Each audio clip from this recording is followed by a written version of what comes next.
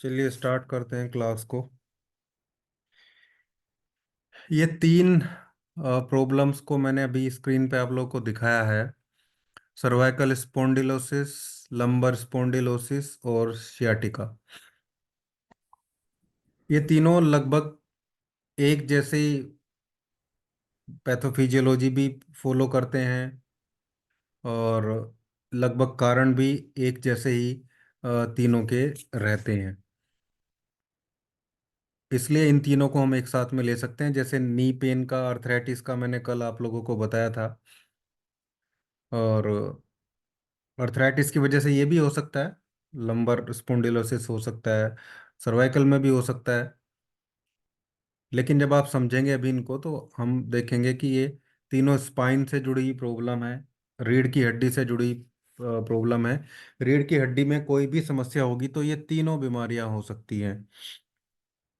क्या समस्या हो सकती है वो समझेंगे, फिर इनका ट्रीटमेंट हम देखेंगे। पहले ऊपर से स्टार्ट करते हैं। सर्वाइकल स्पॉन्डिलोसिस, हमारी गर्दन की जो 7 वर्टेब्रा होती हैं, 7 जो वर्टेब्रा हैं उनके बीच में डिस्क भी रहती है। और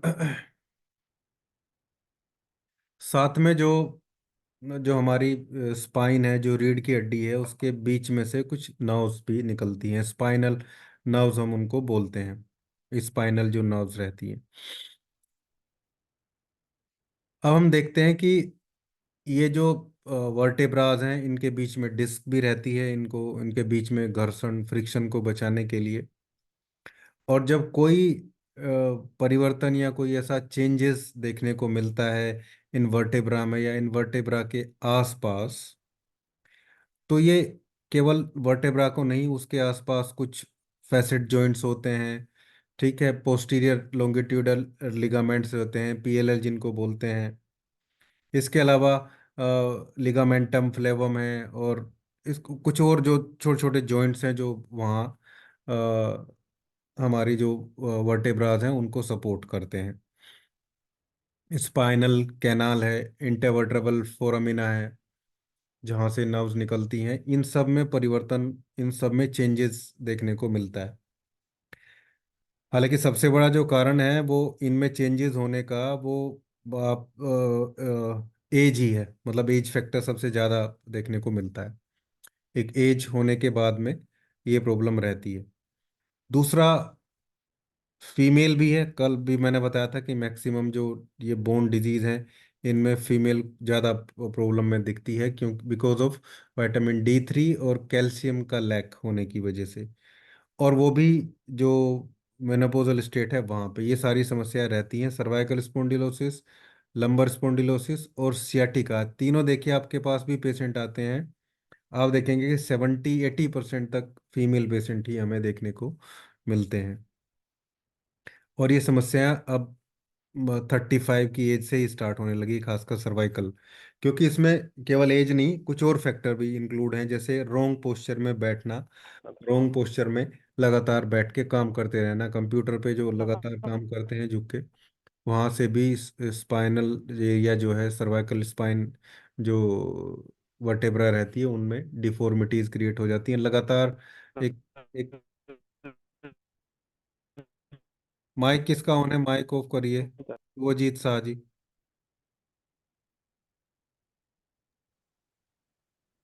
जी जी।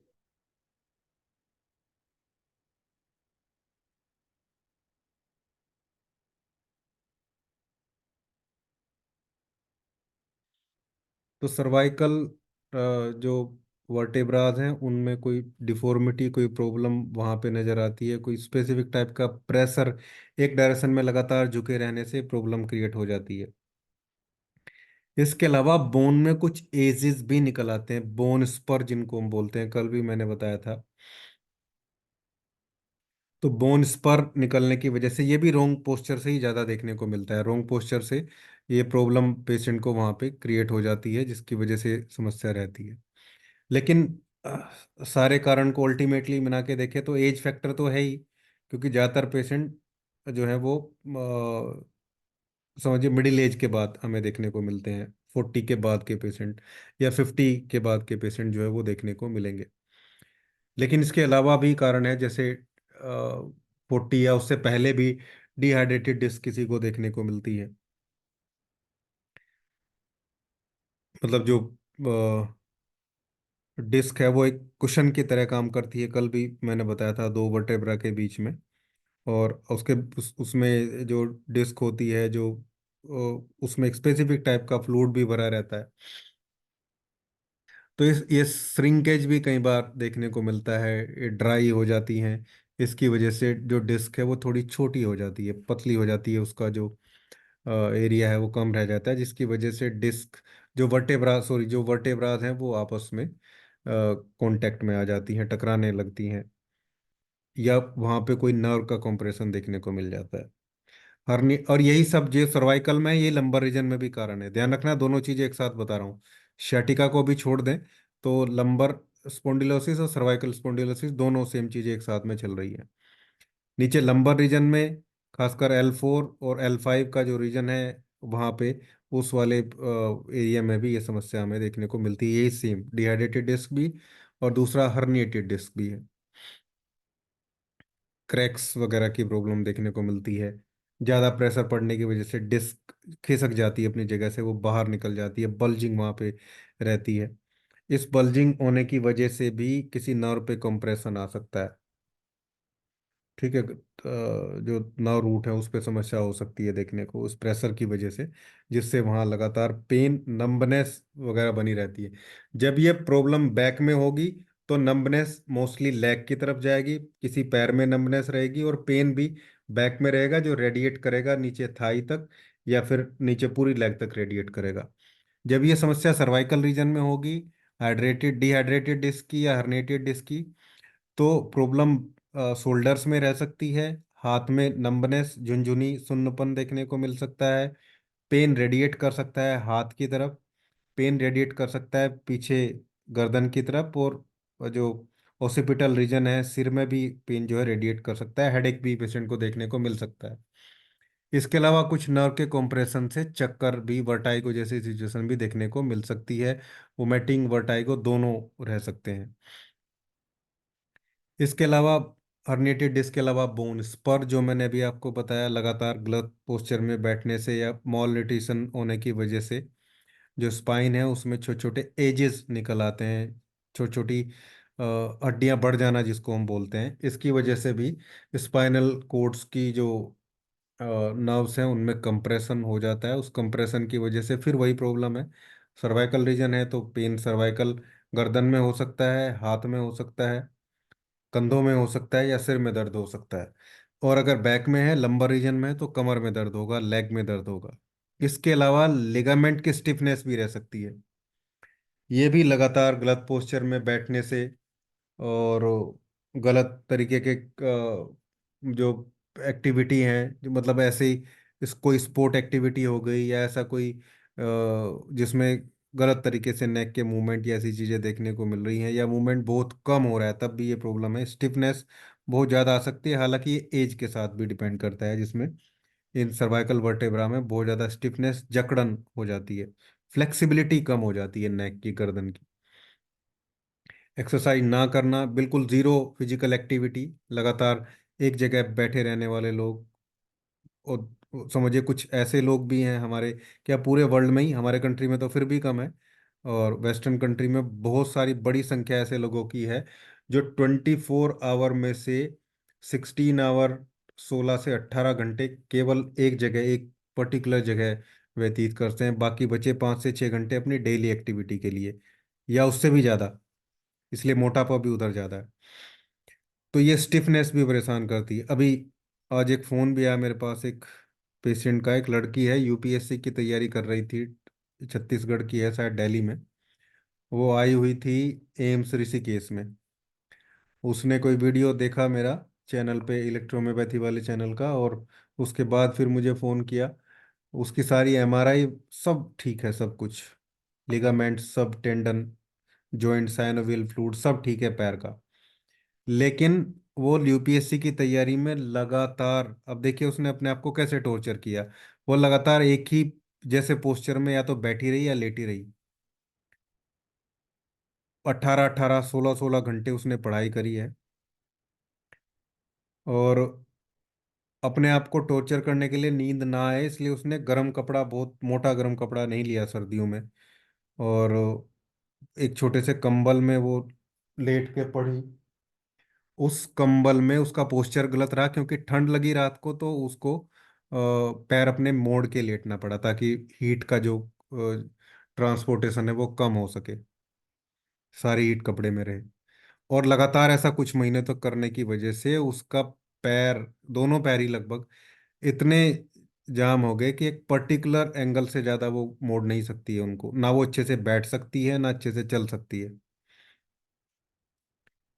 इतनी स्टिफनेस आ गई। तो स्टिफनेस, ये गलत पोस्चर बहुत खराब चीज है। और हालांकि मैं देखूंगा कैसे मेडिसिन उसको भेजी जाए। मेडिसिन जो मेडिकल रिपोर्ट्स हैं वो सब सही हैं, लेकिन ये स्टिफनेस बहुत ज़्यादा हो गई, ब्लड सर्कुलेशन खराब हो गया, लिगामेंट्स में स्टिफनेस आ गई शायद उसके।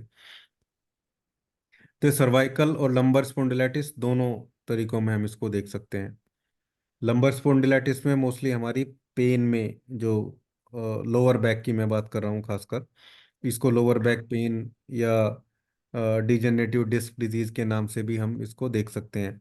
ऑस्टियोआर्थराइटिस में भी ऐसा देखने को मिल सकता है, ऑस्टियोपोरोसिस में भी ये प्रॉब्लम देखने को मिल सकती है। जो कल मैंने दोनों डिजीज डिस्कस करी हैं, उन दोनों डिजीज में भी बैक में पेन जो है वो लगातार बना रह सकता है, क्योंकि वो बैक को भी इफेक्ट करती हैं, ऑस्टियोआर्थराइटिस और ऑस्टियोपोरोसिस खासकर। तो वो दोनों भी कारण रह सकते हैं। सर्वाइकल में भी जा सकती है चीज़ें, ऐसा नहीं है कि ऐसा है। तो उसको हम स्पाइनल ऑस्टियोआर्थराइटिस के नाम से जानते हैं। ओस्टियोपोरोसिस भी रह सकता है जिसमें हड्डियों का डेंसिटी कम हो जाती है, ये सब। तो अब आप जो हम डिस्कस करेंगे अभी चीज़ों को, ये ट्रीटमेंट की मैं बात कर रहा हूँ। तो लंबर स्पॉन्डिलोसिस और ये सर्वाइकल स्पॉन्डिलोसिस, यानी कि सर्वाइकल रीजन में होने वाले पेन के लिए हम क्या ट्रीटमेंट करें। हालांकि थोड़ा सा डिफरेंस रहेगा क्योंकि सिम्टोमेटिकली थोड़ा सा अंतर आपको देखने को मिल सकता है। सर्वाइकल रीजन में मैंने बताया चक्कर वगैरह आने की सिचुएशन रह सकती है। और जो लंबर स्पॉन्डिलाइटिस में नहीं होता है,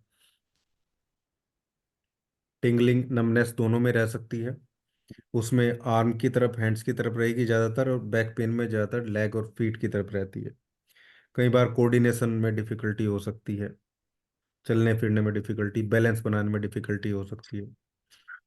लंबर स्पॉन्डिलोसिस की वजह से, इवन सर्वाइकल स्पॉन्डिलाइटिस की वजह से, दोनों टाइप के स्पॉन्डिलोसिस की वजह से बोल मूवमेंट, बोल का जो कंट्रोल है, मूवमेंट नहीं, और ब्लैडर का जो कंट्रोल है उसमें भी समस्या देखने को मिलती है। कुछ लोग यूरिन को होल्ड नहीं कर पाते हैं, जिनकी कमर में बहुत ज़्यादा दर्द रहता है।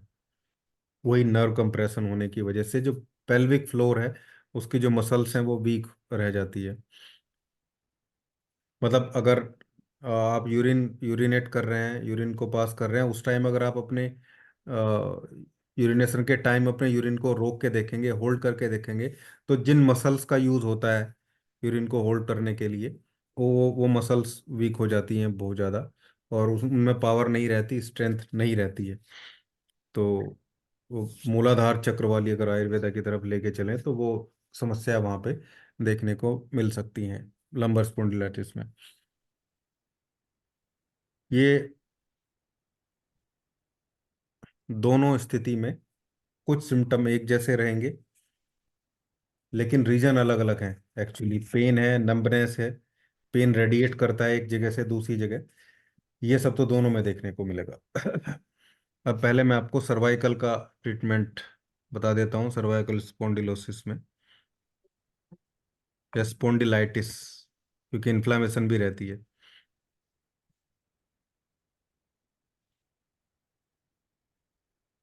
L2, S5, C3, RE,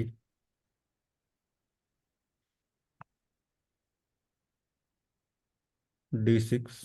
अच्छा, C3 का यूज़ हमने किया है क्योंकि नर्व्स का हम, मैंने पहले भी बताया था आपको कि जो रेमेडी है उनको हमें समझना जरूरी है कि रेमेडी एक्चुअली किस तरीके से काम कर रही है हमारी।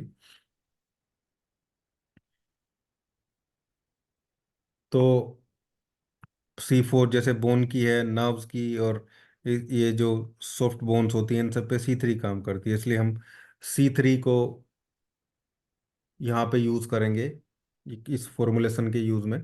तो दोनों तरीके में। Just a minute.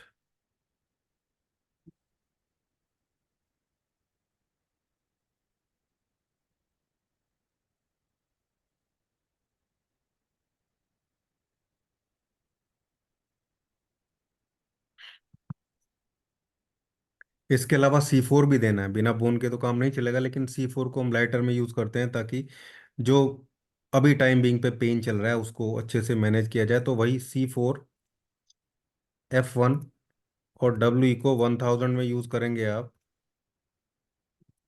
For 5 days.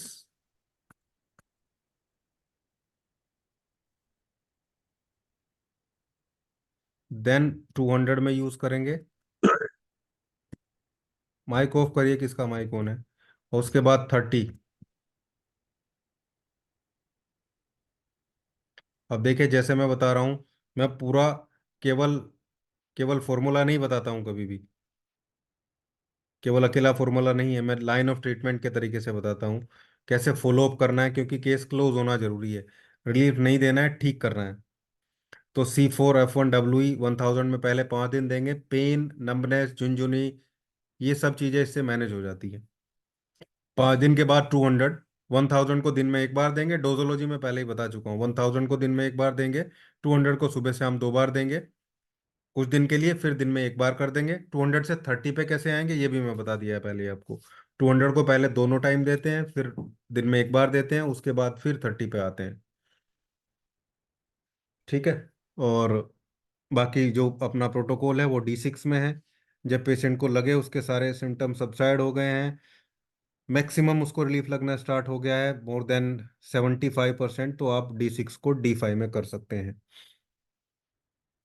और D6 से आराम नहीं लगता है बिल्कुल भी, तो भी आप D5 की तरफ चले जा सकते हैं। D6 से पेन बढ़ता हुआ नजर आता है तो आप जो है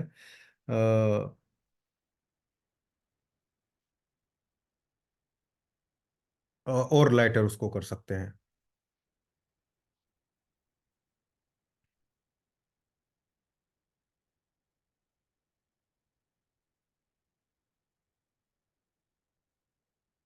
1 मिनट होल्ड करेंगे।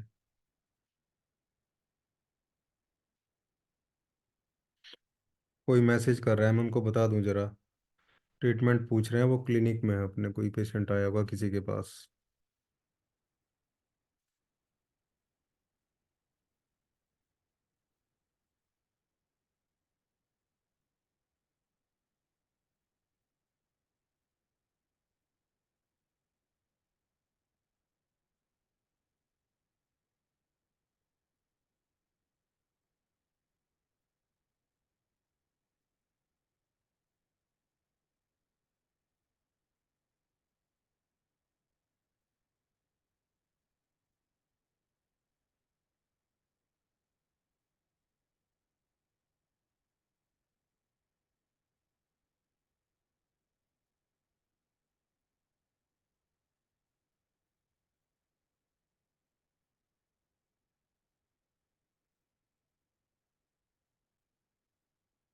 हाँ जी।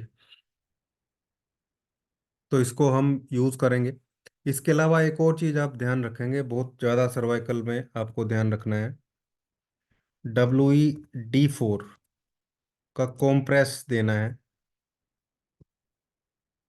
एक बड़ा सा कॉटन का पीस ले लेंगे, उसको D4 WE में भिगो के, और फिर उसको सर्वाइकल रीजन जो होता है पूरे, जो C1 से C7 तक पूरे को आपको उस पे उसको भिगो के रखना है। दिन में 2 बार ऐसा उसके साथ करेंगे अगर आप, तो उससे वहां पे जो स्टिफनेस आई है, जो प्रेशर है वो थोड़ा रिलीज होगा डब्ल्यू को कंप्रेस देने से। केवल डब्ल्यू का कंप्रेस देना है और पेन ऑयल वहां पे अप्लाई करना है। ठीक है। साथ में कल आप चाहें तो कल जो मैंने फॉर्मूला बताया था फर्स्ट वाले की जगह, वो फॉर्मूला भी यूज कर सकते हैं। रिमेटिक ड्रॉप जो मैंने बताई थी। वैसे ये ज़्यादा अच्छे तरीके से काम करेगा, इसी के ज़्यादा रिजल्ट जो है देखने को मिलते हैं, लेकिन वो भी काम करेगा ऐसा मैं बोल रहा हूँ, क्योंकि कल मैंने बताया था लगभग सभी बोन डिजीज में काम करेगा, तो आप उसको भी दे सकते हैं। यही अगर पेशेंट बोलता है कि उसको चक्कर आते हैं, ये बहुत है, S11 A1 और बी, इसको D10 में दे देंगे। 99% पेशेंट के चक्कर पहले दिन बंद हो जाएंगे, एक एक दो दो डोज में बंद हो जाते हैं। पेशेंट को बोलिए वहीं क्लिनिक पे दे दीजिए, चाहे आप उसकी जीभ पे 4 बूंदे डाल दीजिए, 10 मिनट बाद फिर 4 बूंदे डाल दीजिए, 10 मिनट बाद फिर 4 बूंदे डाल दीजिए। दो दो तीन तीन मिनट पे डालेंगे तो भी 3 डोज देने से जीभ पे 4 4 बूंदे उसका चक्कर बंद हो जाएंगे। उसको ये ड्रॉप घर के लिए बना के दे दीजिए आप। तो ये हमारा ट्रीटमेंट रहा सर्वाइकल स्पॉन्डिलोसिस के लिए। बाकी सिम्टोमेटिकली जो चीज़ें आती हैं वो आप कर सकते हैं। कंप्रेस केवल डब्ल्यू का करेंगे तो ज़्यादा अच्छा है, पूरा कंप्लीट सभी का कर देंगे तो भी कोई दिक्कत नहीं है, लेकिन आर ई की उतनी ज़रूरत नहीं है। बाकी हल्का फुल्का आप जो है जैसे एक्यूप्रेशर में थोड़ा सा प्रेशर रिलीज करते हैं सर्वाइकल रीजन और नेक के रीजन में और शोल्डर के रीजन में जो पॉइंट्स होते हैं उनको हल्का हल्का प्रेस कर सकते हैं, ताकि प्रेशर रिलीज हो, सर्कुलेशन का इम्प्रूवमेंट वहाँ पे देखने को मिले।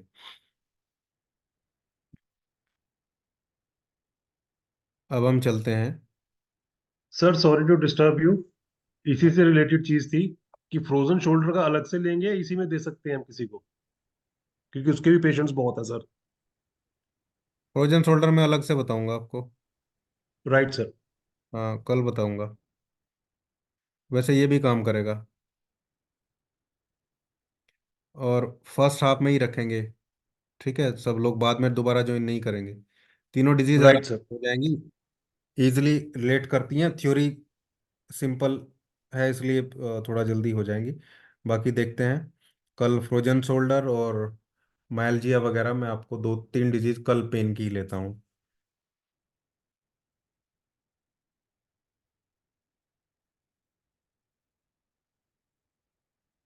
लंबर स्पॉन्डिलाइटिस या back pain, lower back pain, इसमें भी यही सेम काम करेगा, आपको ध्यान रखना है, यही चीज़ें हमें देनी है। F1 का 1000,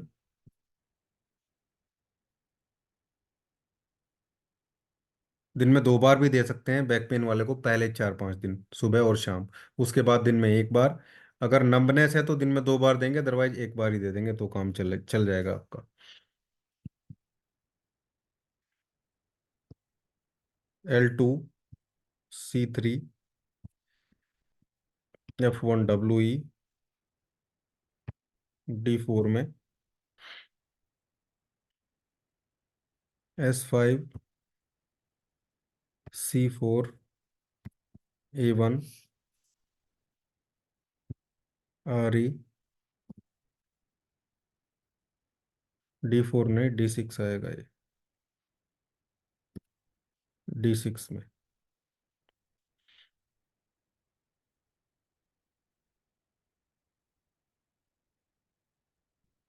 S5।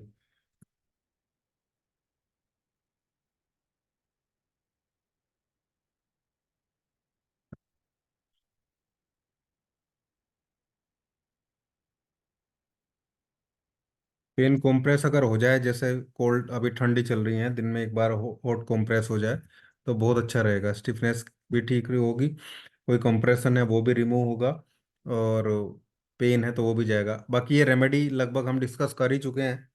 S5 मस्कुलर स्ट्रक्चर पे काम करेगी, पेन के सेंसेशन को रोकेगी, मोटर जो सिग्नल खासकर उस पे काम करके, और C4 अपना जॉइंट्स के लिए, बोन के लिए, पेन की भी अच्छी रेमेडी है। C3 ना उसके लिए ना उसके कंप्रेशन को इम्प्रूव करती है। S5 और C3 दोनों जो रेमेडी को जब हम देते हैं अल्टरनेट करके, तो एक तरीके से मसल के स्पाज्म को, मसल के स्टिफनेस को ठीक करती है, दूसरी नर्व की प्रॉब्लम को इम्प्रूव करती है। F1 WE नर्वस सिस्टम के थ्रू, पेन पाथवे के थ्रू पेन को मैनेज करती है, अच्छी पेन किलर है। और A1 RE को भी पेन के लिए दिया है हमने। A1 यहाँ पे इसलिए लिया है क्योंकि A1 एक सर्कुलेशन को इम्प्रूव करने का काम करता है। और आरई हम जानते ही हैं ऑलरेडी, रेड इलेक्ट्रिसिटी एक अच्छा पेन किलर है। इन्फ्लामेशन को ठीक करता है, स्वेलिंग को ठीक करता है, सर्कुलेशन को तो इम्प्रूव वो करता ही है। तो यहाँ हम इसका यूज़ करेंगे। पेन कॉम्प्रेस हमें इसमें हॉट कॉम्प्रेस ही रखना है। और साथ में हम यहाँ पे पेन ऑयल देते हैं पेशेंट को। पेन ऑयल तो आपके पास बना हुआ है ही, आप उसको बना के रखेंगे ही। 1 लीटर 2 लीटर जितना भी बना सकें, और पैक करके रख सके 30 ml 60 ml में, तो और ठीक है।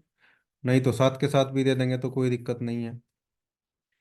केवल पेन कॉम्प्रेस देना है, आप पेन ऑयल नहीं है आपके पास, तो एक और तरीका बता रहा हूँ। शियाटिका शायद कल ही करेंगे हम, क्योंकि अब 7 मिनट है, 7 मिनट में हो नहीं पाएगा शियाटिका।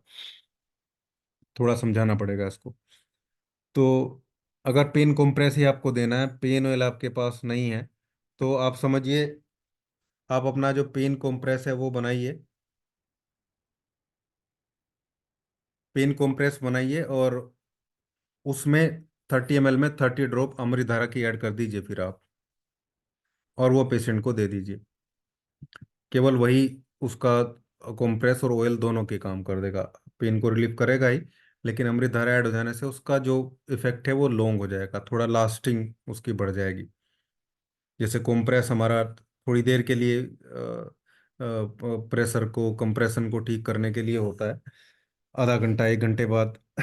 वहीं अगर उसमें कोई ऑयल पड़ जाए, जैसे अमृतधारा एक टाइप का ऑयल ही है, ऐसी कोई चीज़ पड़ जाए जो थोड़ा डीप तक टिश्यू में पहुंच जाए, तो वो थोड़ा देर तक रिलीफ प्रोवाइड करता है। दूसरा वेपराइजेशन इफेक्ट भी है। तो आप ऐसे भी कर सकते हैं पेन कंप्रेस। जैसे एक सिंपल तरीका बता रहा हूँ आपको लो बनाने का, मैं 30 ml में आप एक काम करेंगे। S5 A1 F2 C4 WE RE, जी भी ऐड कर सकते हैं। मैंने जी भी बहुत हमेशा मैं देता हूँ कंप्रेस में। 3 इलेक्ट्रिसिटी एक्सटर्नल अप्लाई करने से कोई दिक्कत नहीं है।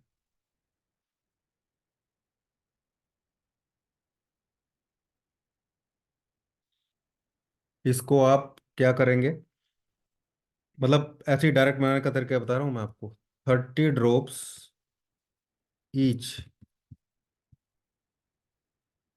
इन 30 ml, ऐसे ही सिंपल ही जल्दीबाजी में।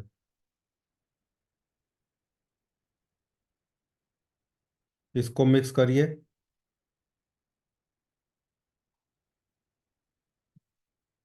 30 ml डिस्टिल वाटर में मिक्स करिए, बल्कि मैं बोलूँगा कि आप इसको पेशेंट को दीजिए। 28 ml डिस्टिल वाटर दीजिए, या मिक्स है आपके पास, और आपके पास अगर RS है तो 2 ml RS ऐड कर दीजिए। ये भी अच्छा पेन किलर है। रेक्टिफाइड स्पिरिट भी आपको पता ही है, वेपरेशन इफेक्ट है जो इसका, इन्फ्लामेशन को ठीक करता है ये भी एक्सटर्नल अप्लाई करने से। आपके पास नहीं है, या तो मिक्स वाला है वो यूज़ कर लीजिए, और आपके पास नहीं है तो कोई दिक्कत नहीं, डिस्टिल वाटर ऐड कर लीजिए इसमें आप। और इसी बोतल में आप पहले स्ट्रोक दे लीजिए इसको। वैसे डिस्टिल वाटर है तो स्ट्रोक देने की जरूरत नहीं है। अभी मैं पिछले 2-3 महीने से एक प्रयोग कर रहा हूँ अपनी D3 मेडिसिन पे भी, जो जो मेरी बनी हुई है, और अपने पेटेंट पे भी।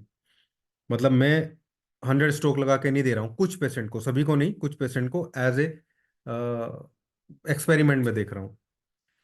तो वो बिना स्ट्रोक के भी सेम काम कर रहे हैं, कोई दिक्कत नहीं है। इसके बाद 30 ड्रॉप्स हम ऐड कर देंगे अमृत धारा। अमृत धारा कैसे बनेगी ये बहुत बार बताया जा चुका है, वीडियो भी है मेरे चैनल पे भी है, बाकी और भी बहुत सारे इधर उधर आप देख सकते हैं, सब जगह से आपको मिल जाएगा।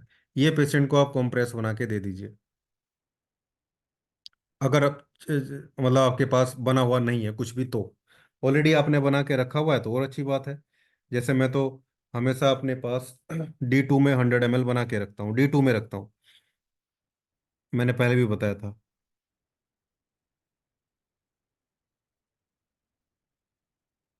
हाँ जी।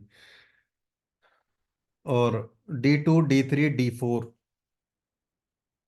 पिन कॉम्प्रेस किसी में भी बनाया जा सकता है, कोई दिक्कत नहीं है। यही एक किसी ने मेरे से पूछा था कि पता नहीं हमारे बैच में है नहीं, कि जो ग्लोब्यूल्स है वो D4 में ही क्यों बनाते हैं, पता नहीं कहाँ पढ़ लिया उन्होंने कि ग्लोब्यूल केवल D4 में ही बनेंगे। हम तो, आप लोग भी जानते हैं, आप लोग भी यूज कर रहे हैं, हम तो D4, D5, D6, 30, 200, 1000 में तो सभी का ग्लोब्यूल बता देता हूँ।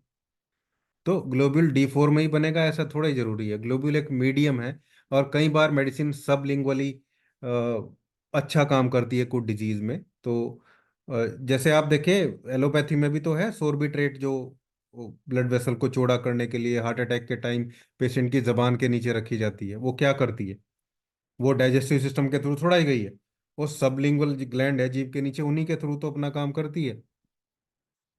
सलाइवा भी है, और भी सारे फैक्टर हैं, तो हम ग्लोब्यूल उसी लिए दे रहे हैं। तो ये सब मिसगाइड नहीं बोलेंगे, खैर हमें कंट्रोवर्शियल तो रहना नहीं है, लेकिन हम किसी भी मीडियम में ले सकते हैं। मैं तो कहता हूँ आप सारी दवाइयाँ अपनी RS में बना लो, सभी ग्लोबिल में देना शुरू कर दो, या कोई भी ग्लोबिल ना दो, सब डिस्टिल वाटर में दे दो। उससे क्या कोई फर्क पड़ाएगा, बस देने का तरीका चेंज हो रहा है। हाँ, कुछ चीज़ें हैं जहाँ हमें थोड़ा सा ध्यान रखता है, कुछ चीज़ें ग्लोबिल में देने से थोड़ा ठीक काम कर रही हैं, और कुछ चीज़ें बहुत लाइटर करनी होती है हमें, कई बार टाइम टू टाइम ही लाइटर करनी पड़ जाती हैं।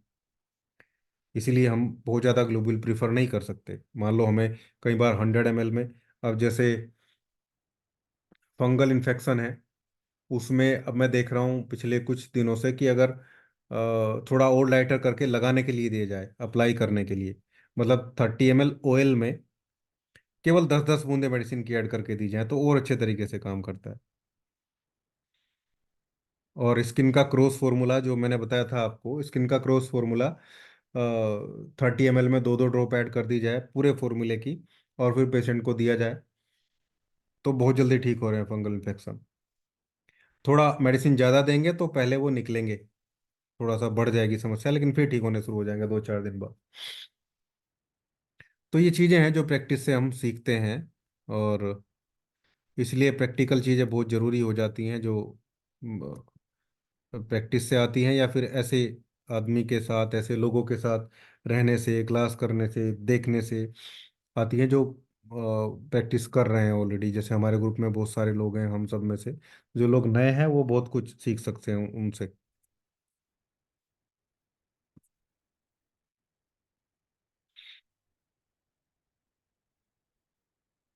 खैर, ये था हमारा सर्वाइकल स्पॉन्डिलोसिस और लंबर स्पॉन्डिलोसिस, दोनों के कैसे हम ट्रीट कर सकते हैं। दोनों एक ही ऑर्गन समझिए हमारी बॉडी का, उसी में डिफॉर्मिटी, उसमें प्रॉब्लम होने से क्रिएट होता है।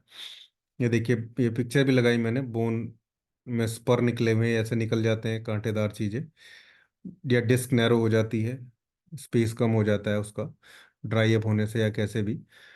तो ये सब एक ही है, स्पाइन स्पाइन में ही हो रहा है, सर्वाइकल रीजन में हो रहा है, लंबर रीजन में हो रहा है।